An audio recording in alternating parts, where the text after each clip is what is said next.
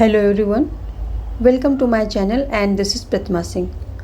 दोस्तों, ये वीडियोस हम जो कोर्स वीडियोस हैं अगले कुछ दिनों में सारे कोर्स वीडियोस जो है अपलोड कर दिए जाएंगे। ऑलरेडी पहले से बहुत सारे अपलोडेड हैं, तो वो आप देखें, वहाँ से नोट्स बनाएं। प्लस अगले कुछ दिनों में 15-20 दिनों में ये सारे वीडियोज़ जो है अपलोड कर दिए जाएंगे। और इनकी PDF पाने के लिए आप टेलीग्राम ज्वाइन कर लें। वहाँ से इन सभी जो हम पढ़ाने जिस PDF से हम पढ़ा रहे हैं वो PDF सारी आपको टेलीग्राम पे मिल जाएंगी, तो आपको वहाँ से रिवाइज करने में और चीज़ों को लर्न करने में आसानी हो जाएगी। और दूसरी बात, हम टू द पॉइंट चलेंगे, यानी कि हम सारी चीज़ें एग्ज़ाम पॉइंट ऑफ व्यू से देखेंगे। जो सिलेबस TGT PGT में है उतना ही हम लेकर के चलेंगे, क्योंकि अगर हम संयुक्त राष्ट्र संघ को देखें तो ये बहुत वास्ट टॉपिक है। इतना वास्ट पढ़ के हमें कोई फ़ायदा नहीं, हमारी एनर्जी और टाइम दोनों की बर्बादी होगी। तो जितना आपके सिलेबस में है हम उतना लेकर के चलेंगे और कोशिश करेंगे कि जो है टू द पॉइंट ही रहें, ताकि आपको पढ़ने में भी आसानी रहे और समझने में भी आसानी रहे। तो देखते हैं आज का हम क्या पढ़ने जा रहे हैं। तो आज हम पढ़ने जा रहे हैं संयुक्त राष्ट्र संघ, जो कि बहुत ही इम्पोर्टेंट टॉपिक है। जैसा आप सबको पता है कि प्रथम विश्व युद्ध के बाद विश्व में कोई दूसरा विश्व युद्ध ना हो, इसीलिए एक संस्था बनाई गई थी जिसका नाम है लीग ऑफ नेशंस। लेकिन जैसे ही दूसरे विश्व युद्ध की शुरुआत होती है और वर्साई की संधि भी इसी के साथ टूट जाती है, क्योंकि 1919 में वर्साई की संधि हुई थी, जिसके माध्यम से दो संस्थाओं का जन्म हुआ था। एक को कहते हैं लीग ऑफ नेशंस और दूसरी थी इंटरनेशनल लेबर ऑर्गेनाइजेशन, जिसको ILO भी कहते हैं। तो इंटरनेशनल लेबर ऑर्गेनाइजेशन तो अभी तक चल रही है, लेकिन जो लीग ऑफ नेशन है ये विफल हो जाती है, क्योंकि दूसरा विश्व युद्ध घटित हो जाता है, जो कि नहीं होना चाहिए था। और क्योंकि इसी विश्व युद्ध के रोकथाम के लिए, विश्व शांति के लिए तो लीग ऑफ नेशंस की स्थापना हुई थी, और ये अपने उद्देश्य में विफल हो गई।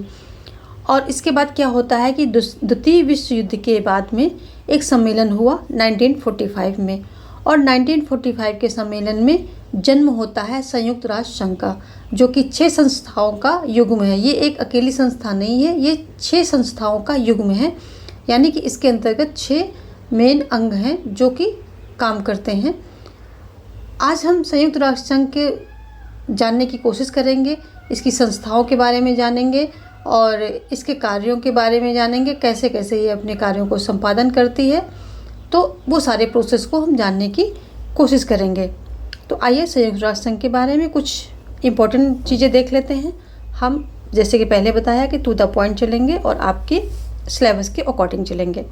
तो संयुक्त राष्ट्र संघ जो है 24 अक्टूबर 1945 को अस्तित्व में आता है। इसमें शामिल सदस्यों की संख्या बात करें तो 193 है, यानी कि 193 सदस्य देश इसके जो हैं अभी इसमें सम्मिलित है।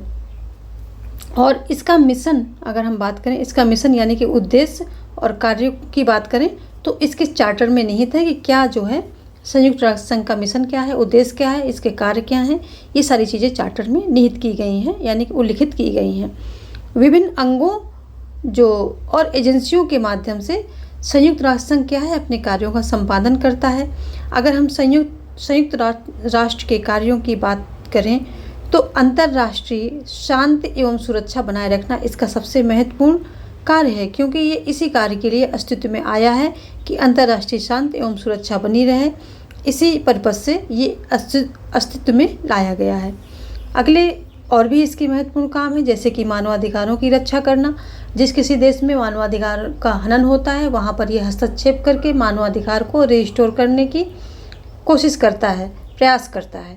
दूसरा है मानवीय सहायता पहुँचाना, यानी कि कहीं पर भी कोई प्राकृतिक आपदा आती है, कोई विपदा आती है, तो वहाँ पर ये मानवीय सहायता पहुँचाने का प्रयास करता है। अगला है सतत विकास को बढ़ावा देना।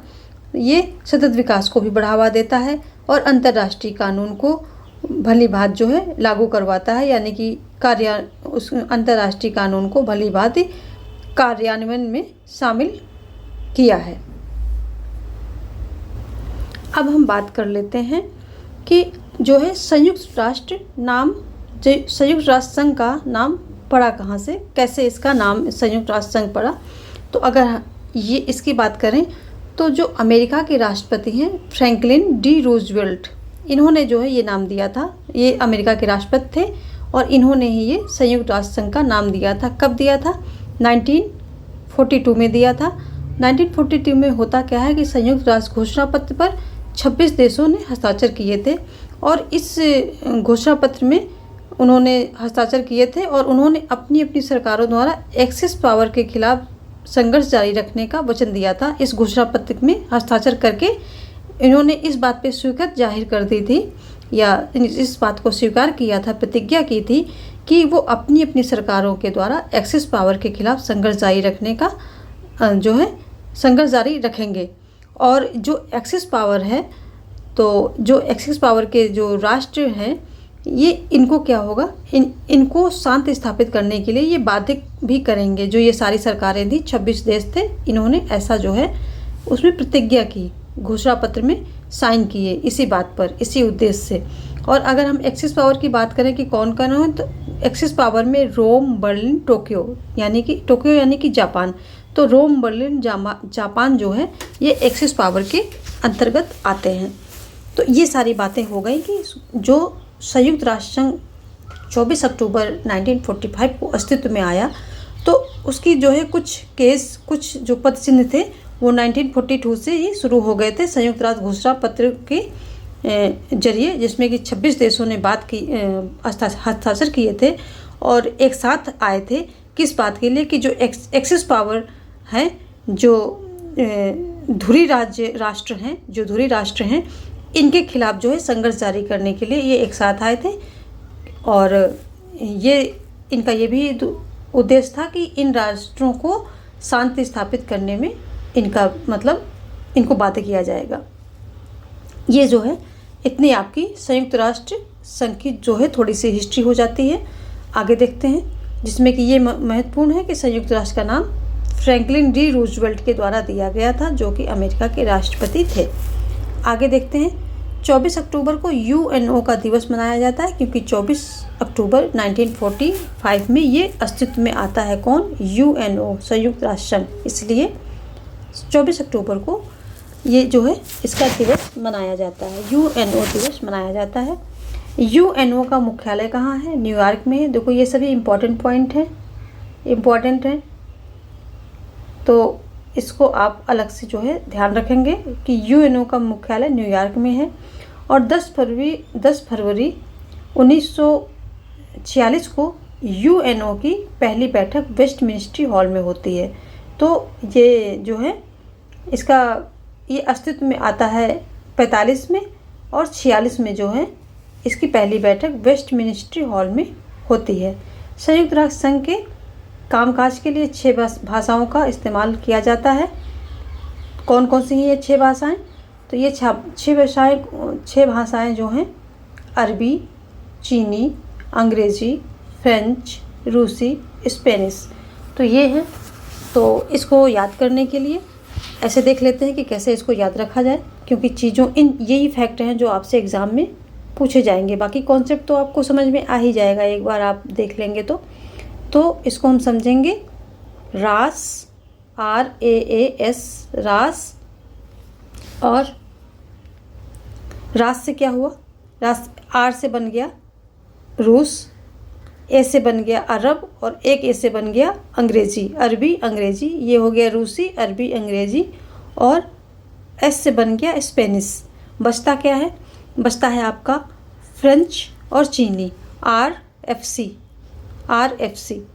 तो जैसे KFC आपका होता है, KFC होता है, सबको पता होगा KFC, सभी को पता होगा KFC है, खाने पीने से संबंधित एक क्या है, ये एक कंपनी है। तो KFC की जगह पर आप क्या कर दो, K को हटा दो और RFC कर दो, रास FC। तो रास, रूस,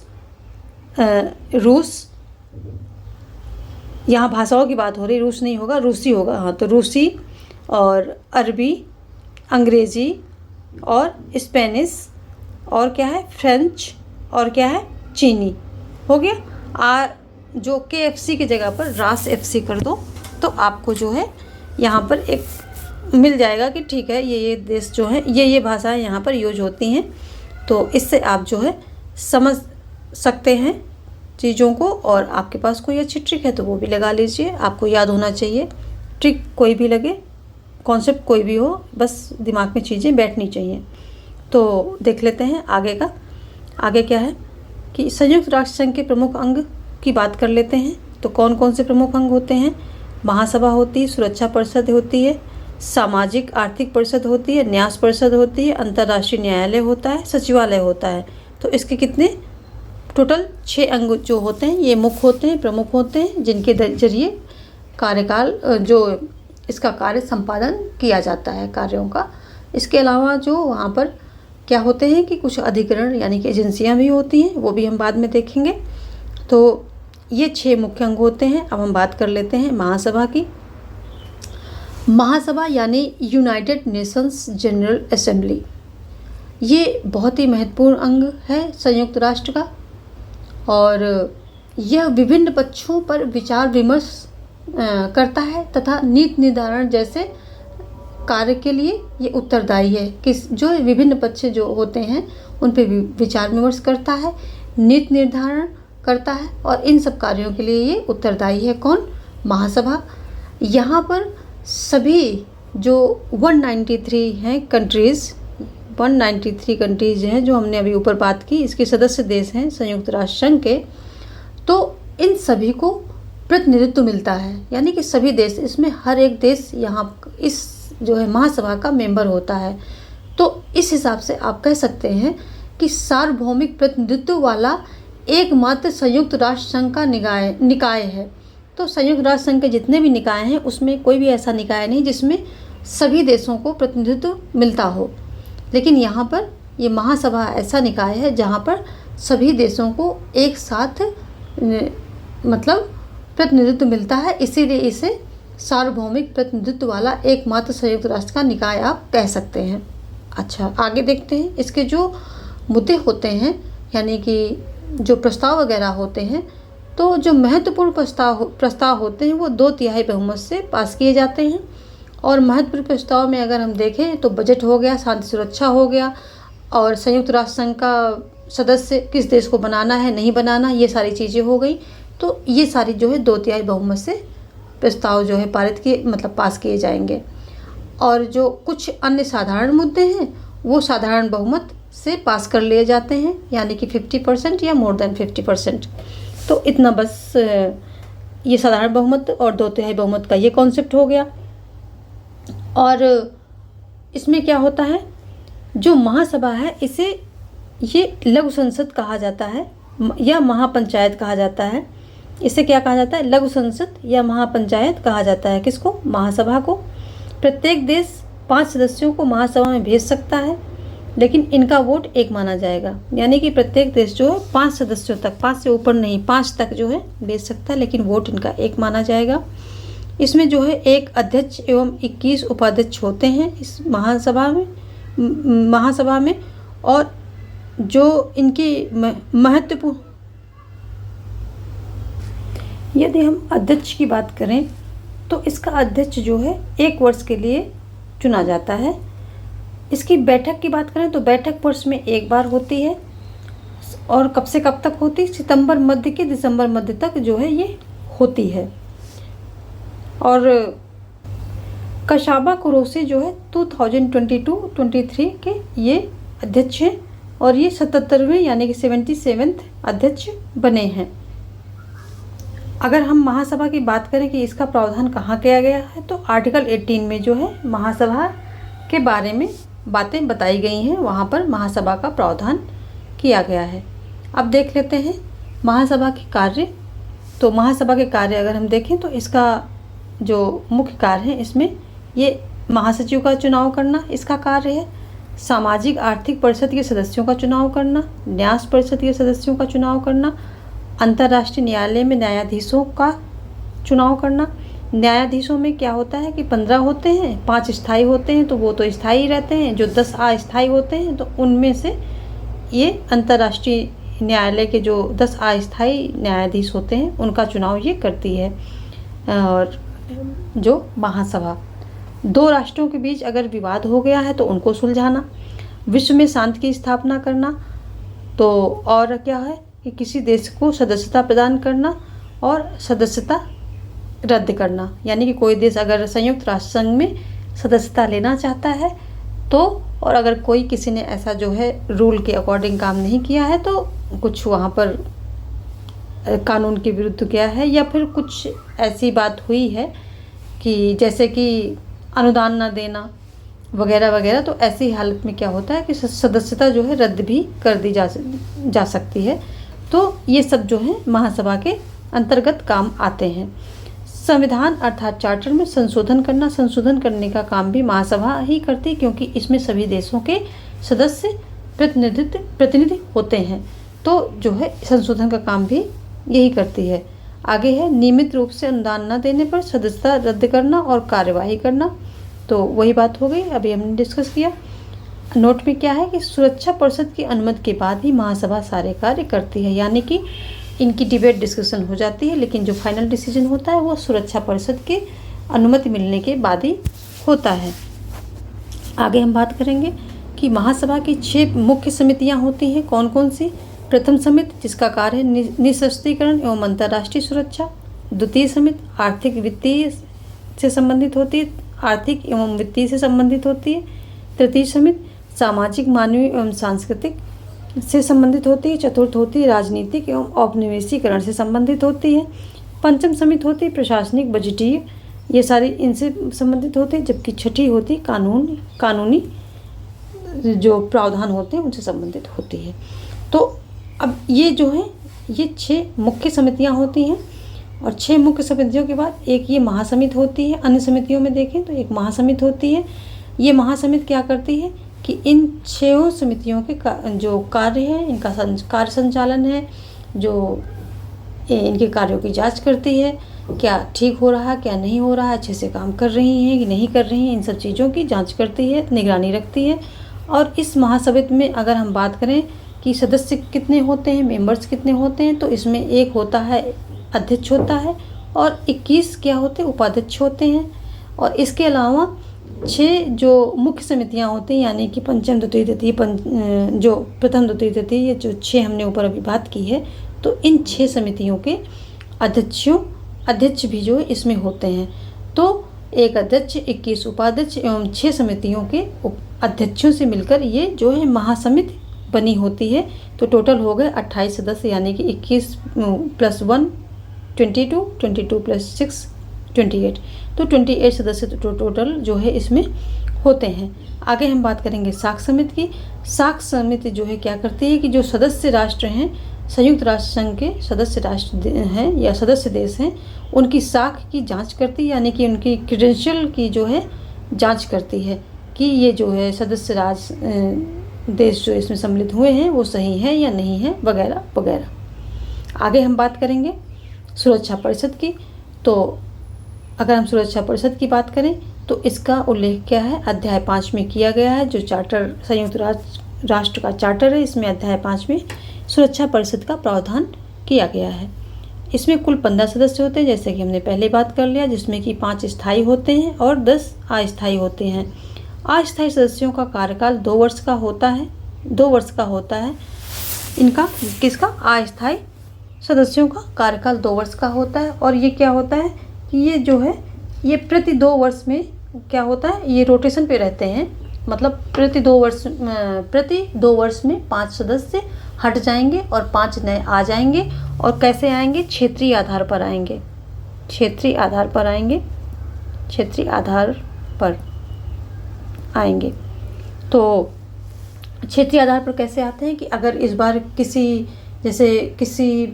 एक क्षेत्र से, यानी कि हैं सदस्य वहाँ पर, जिस क्षेत्र से यानी कि 10 सदस्य हैं, तो 10 सदस्य से जो जिस क्षेत्र से हैं उससे ना आकर के अब दूसरे क्षेत्रों से आएंगे। इसका उद्देश्य ये होता है कि सभी क्षेत्रों का प्रतिनिधित्व वहाँ पर हो, यानी कि सुरक्षा परिषद में सभी क्षेत्रों का प्रतिनिधित्व होना चाहिए। वहाँ पर इतनी वैकेंसी नहीं, इतने सदस्य नहीं, तो एक साथ तो ये चीज़ हो नहीं सकती है। तो कैसे होती है? रोटेशन के आधार पर होती है, यानी कि रोटेट होता रहता है।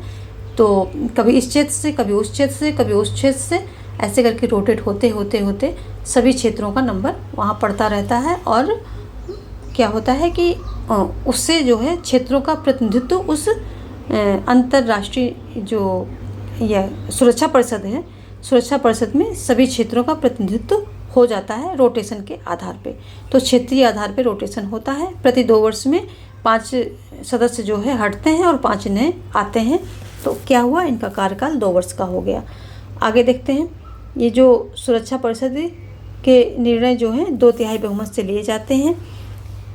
अस्थायी सदस्यों के चुनाव में स्थायी सदस्यों की महत्वपूर्ण भूमिका होती है, क्योंकि महासभा क्या करती है? सुरक्षा परिषद के सदस्यों का चुनाव जो है सुरक्षा परिषद के अनुमोदन से ही करती है। स्थायी सदस्यों में से अगर जो स्थायी सदस्य हैं उनमें से किसी ने भी किसी प्रस्ताव को अस्वीकार कर दिया तो प्रस्ताव जो है अस्वीकार्य हो जाता है। क्यों? क्योंकि इन सभी जितने भी ये स्थायी सदस्य हैं, कौन कौन से? ब्रिटेन, फ्रांस, अमेरिका, चीन, रूस, इनके पास होती है वीटो पावर। वीटो पावर, तो अगर ये किसी भी प्रस्ताव पे अपना जो है वीटो पावर इन्होंने इस्तेमाल कर दिया तो क्या हो जाएगा कि फिर वो प्रस्ताव पारित नहीं हो सकता है। और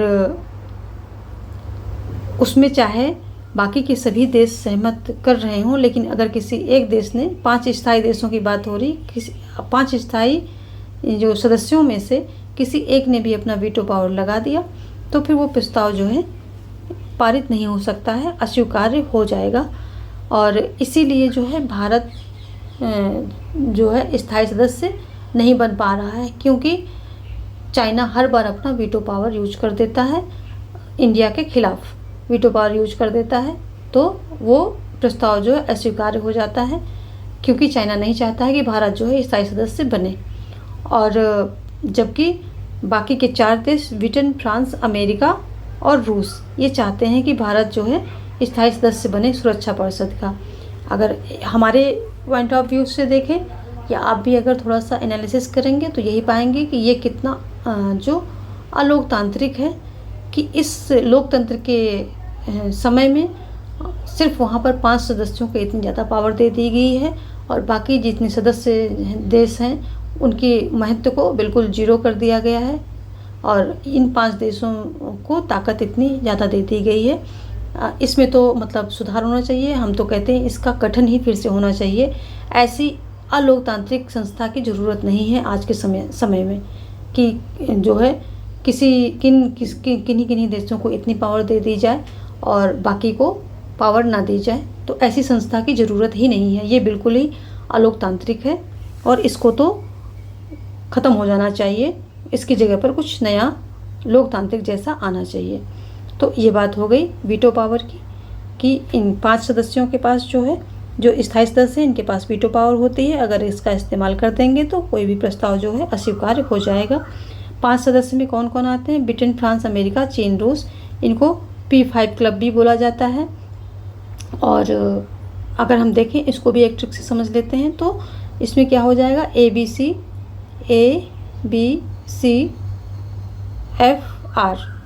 तो ABC अमेरिका, ब्रिटेन, चाइना और क्या हो जाएगा ये? फ्रांस और रूस।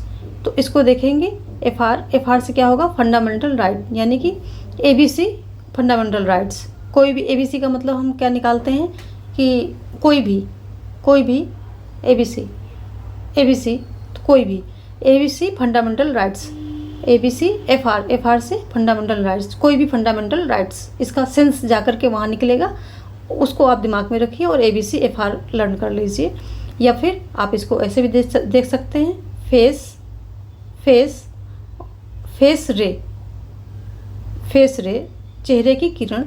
तो F से फ्रांस, A से क्या हो जाएगा? A से जो है अमेरिका, C से जो है चाइना, E से इंग्लैंड और रे का सिर्फ R लेंगे आप, ओनली R। तो रे का R लेंगे तो क्या हो जाएगा? R से रूस हो जाएगा। चेहरे की किरण आप कह सकते हैं, इसको सेंस में अपने रख सकते हैं, या फिर फेस रे याद कर लें सीधे सीधे, जिसमें कि AY जो है काम नहीं करेगा, इसमें EY जो है काम नहीं करेगा। और इन दोनों में से कोई भी ट्रिक जो आपको ठीक लगे वो कर लें। आप अपनी भी कोई यूज कर सकते हैं, ये तो मैं सिर्फ बता रही हूँ कि अगर आपने कुछ यूज नहीं किया है तो कम से कम इसी को यूज कर लें, तो चीज़ें जो हैं मेमोराइज हो जाएंगी। आगे देखते हैं कि अगर वीटो पावर किसने सर्वप्रथम प्रयोग किया, तो रूस ने किया है। और सबसे ज़्यादा किसने किया, वो भी रूस ने ही किया है। तो ये रूस जो है सर्वप्रथम और सबसे ज़्यादा प्रयोग करने वाला देश है। क्या, वीटो पावर क्या है, इसमें क्या है और बता रहा है कि एक अध्यक्ष एवं एक उपाध्यक्ष होता है, बैठक हर दूसरे सप्ताह होती है। तो इसमें एक अध्यक्ष और एक उपाध्यक्ष होता है और इसकी बैठक जो है हर दूसरे सप्ताह होती है। किसकी, सुरक्षा परिषद की।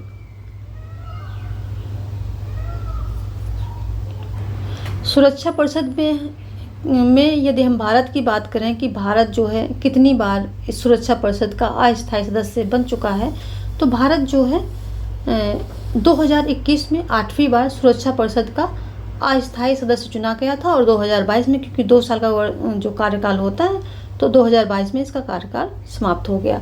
ये शायद जनवरी में इस शुरुआत होता है और दिसंबर में लास्ट हो जाता है। तो शायद ये 1 जनवरी को चुना गया था भारत, 1 जनवरी 2021 को, और दिसंबर 2022 में इसका कार्यकाल ख़त्म हो गया होगा। तो ये जो है ये सब कुछ बातें थी इसके बारे में, सुरक्षा परिषद के बारे में। अब हम देखते हैं सामाजिक आर्थिक परिषद, जिसको कि इकोसॉक भी बोलते हैं। अगर हम बात करें कि संयुक्त राष्ट्र संघ में सबसे जो महत्वपूर्ण, अच्छी या अच्छा कार्य करने वाली संस्था कौन है, तो सामाजिक आर्थिक परिषद है। यही वो संस्था है, क्योंकि बाकी की संस्थाएं क्या हैं, सब जो है क्या हो गई हैं, बेकार हो चुकी हैं। ये जो महासभा है ये क्या करती है, सिर्फ ये विचार विमर्श करती है।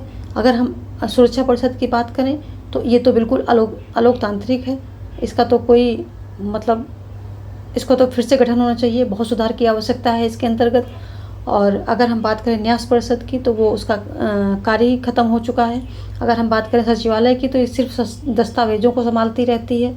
अगर हम बात करें अंतर्राष्ट्रीय न्यायालय की, तो ये क्या करती है, ये सिर्फ आदेश देती रहती है। जो कोई पहुंच गया याचिका लेकर के, तो ये डिसीजन दे देती है, लेकिन इसकी डिसीजन कोई नहीं सुनता है। ये नपुंसक बन चुकी है। तो अगर हम बात करें कि कोई अगर इसके अंतर्गत कोई ऐसी संस्था है जो बहुत अच्छा कार्य कर रही है, तो वो है सामाजिक आर्थिक परिषद। तो इसके हम कार्यों को देख लेते हैं। ये कार्य जो है विकास लक्ष्यों के कार्यान्वयन के लिए प्रमुख निकाय है। ये कौन सा, सामाजिक आर्थिक परिषद।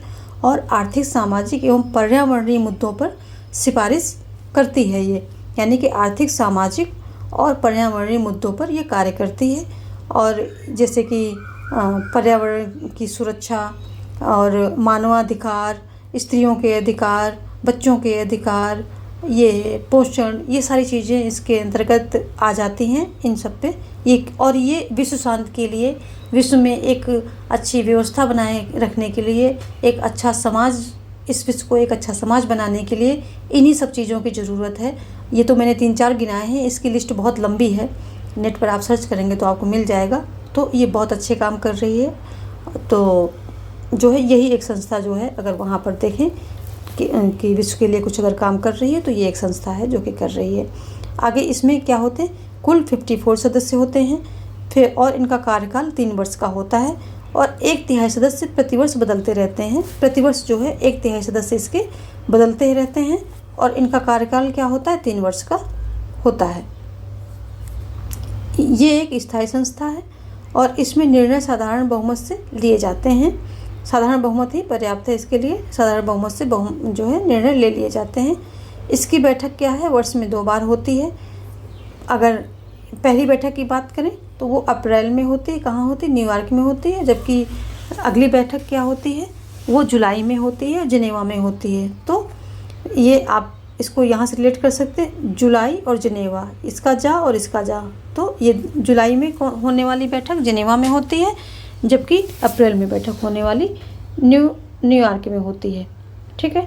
आगे, यह सामाजिक एवं आर्थिक रूप से पिछड़े हुए देशों के लिए काम करता है और इसका उद्देश्य सामाजिक आर्थिक विषमता को दूर करना है एवं विश्व शांति की स्थापना करना है। ये इसका मेन उद्देश्य है। कि ये सामाजिक आर्थिक विषमता को दूर करने का प्रयास करती है और विश्व शांति की स्थापना का प्रयास भी करती है। आगे देखेंगे न्यास परिषद को। तो न्यास परिषद ये इसका जो है उल्लेख संयुक्त जो राष्ट्र के चार्टर है, तो इसमें चार्टर के इसे 13 जो अध्याय 13 है इसमें किया गया है इसका उद्देश्य। तो इसके मतलब इसका उल्लेख किया गया है। तो आगे देखते हैं कि ये जो है, ये जो 2 पॉइंट हैं हम बाद में देख लेंगे, पहले हम इसको देख लेते हैं कि कुल 12 सदस्य होते हैं इसमें और बैठक 2 वर्ष में होती है। इसमें सारे निर्णय साधारण बहुमत से लिए जाते हैं। ऐसे देश जो शक्तिशाली देश के अधीन हैं और पूर्ण स्वतंत्र नहीं हैं, न्यास परिषद इनके नागरिक जो है अधिकारों की सुरक्षा करता है और वहाँ के मानवाधिकारों की जांच करता है। यदि मानवाधिकारों का उल्लंघन होता हुआ पाता है तो इसकी रिपोर्ट संयुक्त राष्ट्र संघ को भेजता है और संयुक्त राष्ट्र संघ वहाँ के नागरिक अधिकारों की रक्षा करता है। न्यास परिषद का एक प्रतिनिधिमंडल प्रतिवर्ष दौरे पर होता है। अब यहाँ पर आप था लगा दीजिए क्योंकि ये होता था, क्योंकि अब आ जाते हैं इन पॉइंट पर। 1994 तक सभी क्षेत्रों ने स्वतंत्रता प्राप्त कर ली थी जिनके लिए ये काम कर रहा था। जिन क्षेत्रों के लिए, इसमें से कुछ क्षेत्र थे जो कि ये जर्मनी से लेकर के अन्य देशों को दे दिए गए थे, उन अन्य देशों के अधीन थे। तो ये जो है ऐसे 11 क्षेत्र बनाए गए थे, 11 क्षेत्र थे जिनको कि मतलब ऐसा माना गया था कि ये जो है इन्होंने गड़बड़ियाँ की, इनकी वजह से जो है इस क्षेत्रों में गड़बड़ियाँ हुई, इस क्षेत्रों से गड़बड़ियाँ उठी और इन क्षेत्रों की वजह से जो है विश्व युद्ध हुए। तो ऐसे करके और न्यास परिषद जो है के जो है ये इनकी न्यास परिषद की देखरेख में तो जो ये देश थे, और तो जो अधीनता में थे जिनके पास स्वतंत्रता नहीं थी, तो ये सारी चीज़ों पे काम जो है न्यास परिषद कर रहा था। लेकिन 1994 में सभी क्षेत्र जो है स्वतंत्र हो जाते हैं, स्वतंत्रता प्राप्त कर लेते हैं और 1 नवंबर 1994 में ये जो है न्यास परिषद अपना संचालन बंद कर देती है। ठीक है, न्यास परिषद अपना संचालन 1 नवंबर 1994 को बंद कर देती है, यानी कि 1994 से अब न्यास परिषद का कोई कार्य नहीं, इसका चैप्टर ख़त्म। तो आगे देखते हैं, लेकिन क्वेश्चन यहाँ से आएंगे। चैप्टर ख़त्म हुआ, आपके लिए क्वेश्चन है वहाँ पर। आगे देखते हैं अंतर्राष्ट्रीय न्यायालय। जो अंतर्राष्ट्रीय न्यायालय की बात करें तो इसकी स्थापना 3 अप्रैल 1946 में हुई थी। नीदरलैंड के हेग में ये स्थित है। कुल न्यायाधीशों की संख्या इसमें 15 होती है। इसमें कितना होती है? 15 होती है। जितना सुरक्षा परिषद में सदस्यों की संख्या होती है उतना ही यहाँ भी होती है। न्यायाधीशों का कार्यकाल यहाँ पर 9 वर्ष होता है। वहाँ पर क्या होता है कि 5 जो है स्थायी होते हैं, 10 अस्थायी होती हैं, और जो 10 अस्थायी होते हैं उनका कार्यकाल 2 वर्ष का सिर्फ होता है। यहाँ पर इनका न्यायाधीशों का कार्यकाल क्या होता है? 9 वर्ष का होता है। एक मुख्य न्यायाधीश या अध्यक्ष होता है, तो वही बात है कि एक मुख्य न्यायाधीश तो होगा ही न्यायालय में, उसे अध्यक्ष भी बोल सकते हैं। इसका कार्यकाल कितना होता है? 3 वर्ष का होता है। जो अध्यक्ष होता है या मुख्य न्यायाधीश होता है इसका कार्यकाल 3 वर्ष का होता है, जबकि बाकी के अन्य जो 14 न्यायाधीश होते हैं उनका कार्यकाल होता है 9 वर्ष का। ये ध्यान रखने वाली बात है, क्वेश्चंस यहाँ से पुटअप होते हैं। इसमें सारे निर्णय 2/3 बहुमत से लिए जाते हैं। ये ध्यान देने वाली बात है कि जो अंतर्राष्ट्रीय न्यायालय है इसके सारे निर्णय 2/3 बहुमत से ही पास होंगे, अर्थात 15 में से 9 की स्वीकृति जरूरी है। अगर हम कोरम की बात करें कि जो न्यायालय की कार्यवाही या इसकी जो है इसकी कार्यवाहियाँ कैसे कब शुरू हो सकती हैं, कितने मिनिमम कितने जो है न्यायाधीश वहाँ पर उपस्थित होने चाहिए, तो इसकी कार्यवाही तभी शुरू होगी जब मिनिमम 9 न्यायाधीश उपस्थित होंगे, यानी कि इसको कोरम बोलते हैं या गढ़पूर्ति बोलते हैं हिंदी में, गढ़पूर्ति। तो इसकी गढ़पूर्ति कितनी है? 9 न्यायाधीश होंगे तभी जो है इसकी कार्यवाही शुरू होगी। आगे देखते हैं, न्यायालय से 1/3 सदस्य हर तीसरे साल सेवानिवृत्त होते रहते हैं, यानी कि 5 न्यायाधीश जो है हर तीसरे साल सेवानिवृत्त होते रहते हैं।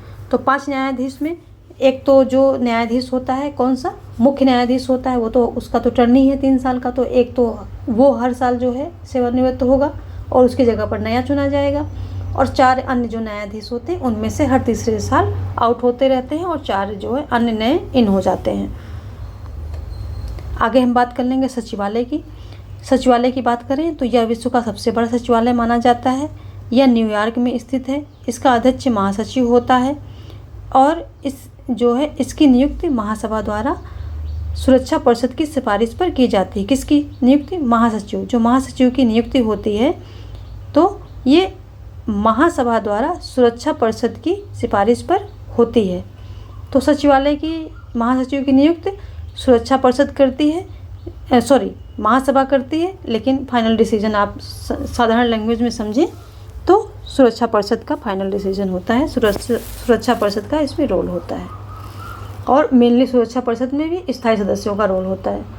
आगे देखते हैं, महासचिव का कार्यकाल 5 वर्ष का होता है और महासचिव पुनर्निर्वाचन का पात्र होता है, यानी कि पुनर्निर्वाचन हो सकता है। जैसे कि जो एंटोनियो गुतरेस हैं, इनका जो है लगातार ये पद पर बने हुए हैं। आगे हम देखेंगे, एक महासचिव व एक उप महासचिव होता है। इसमें क्या होता है? एक महासचिव होता है और एक उप महासचिव होता है। उप महासचिव की नियुक्ति महासचिव करता है, यानी कि महासचिव की नियुक्ति कहाँ से होती है? इसकी महासभा द्वारा सुरक्षा परिषद के अनुमोदन पर होती है, जबकि उप महासचिव की नियुक्ति कौन करता है? महासचिव कर देता है। सारे कामकाज इसी सचिवालय में होते हैं, यानी कि ये दस्तावेजों का एक प्रकार से दफ्तर है। तो सारे कामकाज जो हैं संयुक्त राष्ट्र संघ के इसी सचिवालय में होते हैं। तो प्रथम महासचिव नॉर्वे के प्रसिद्ध राजनीतिक ट्रिगवेली थे। ये एक इम्पॉर्टेंट फैक्ट है, तो इसको आप ध्यान में रखिएगा। और जो पुर्तगाल है, पुर्तगाल के एंटोनियो गुतरेस ने महासचिव पद 1 जनवरी 2017 में संभाला था और 1 जनवरी 2017 से संभाल करके इन्होंने अपना वो कार्यकाल जो है 5 वर्ष का पूरा किया, क्योंकि इनका कार्यकाल महासचिव का 5 होता है। कितना? 5 वर्ष का होता है, तो पूरा किया। और अगेन ये फिर क्या होते हैं? 1 जनवरी 2022 में फिर चुन लिए जाते हैं और 2026 तक इनका कार्यकाल रहेगा। तो ये कितने दिसंबर जो है, दिसंबर 2026 तक इनका कार्यकाल रहेगा। तो ये हो गए एंटोनियो गुतरेस। कहाँ के हैं? पुर्तगाल के हैं। लगातार इन्होंने 2 कार्यकाल संभाले हैं, यानी कि 10 साल वहाँ के लगातार महासचिव रहे हैं। कब से? 17 से लेकर के 26 तक। 17 से लेकर के 26 तक ये लगातार, क्योंकि अभी ये टर्न तो चल रहा है, ये टर्न कंप्लीट कर लिया, ये टर्न चल रहा है, हो ही जाएंगे 10 साल जब नियुक्त हो गए हैं तो 10 साल का इन्होंने कार्यकाल संभाला है। आगे देखते हैं संयुक्त राष्ट्र संघ के अधिकरण भी देख लेते हैं, जिन्हें हम एजेंसियां बोलते हैं। तो जो संयुक्त राष्ट्र संघ है तो ये अंगों की सहायता से और एजेंसियों की सहायता से, यानी कि अधिकरण की सहायता से अपने सभी कार्यों का संपादन करता है। तो अधिकरण तो बहुत सारे हैं, पर हम जो मेन हैं, मुख्य हैं, उनको यहाँ पर देखेंगे और उन्हीं में से आपके एग्ज़ाम में आएंगे। तो एग्ज़ाम में यहाँ पर एग्ज़ाम पॉइंट ऑफ व्यू से पढ़ रहे हैं तो देख लेते हैं कुछ महत्वपूर्ण अधिकरण। खाद्य एवं कृषि संगठन, दूसरा है अंतर्राष्ट्रीय श्रम संगठन, तीसरा है विश्व स्वास्थ्य संगठन। ये बहुत ही महत्वपूर्ण है और ये इसका अधिकरण है। किसका? संयुक्त राष्ट्र संघ का, जिसको WHO बोलते हैं, वर्ल्ड हेल्थ ऑर्गेनाइजेशन भी बोलते हैं। और शिक्षा विज्ञान एवं संगठन संबंधी जो है संगठन। आगे है विश्व मौसम विज्ञान और दूसरा है विश्व डाक संघ और अंतर्राष्ट्रीय दूरसंचार, विश्व बैंक और अंतर्राष्ट्रीय मुद्रा, अंतर्राष्ट्रीय वित्त निगम। ये सभी जो हैं इसके मेन अधिकरण हैं, यानी कि मेन एजेंसियां हैं। आगे हम देख लेते हैं कि जो विश्व व्यापार संगठन है, तो इसको आप गलती से जो है इसका अधिकरण मत मान लेना कि WHO था तो यहाँ WTO तो है, चलो लगा दो उसी के पीछे, उसी लिस्ट में लगा दो, ऐसा मत करना।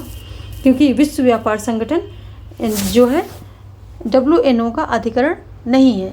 ये जो UNO का, WNO बोल रही हूँ मैं, जो विश्व व्यापार संगठन है ये यूनाइटेड नेशन का अधिकरण नहीं है, यानी कि ये यूनाइटेड नेशन की एजेंसी नहीं है।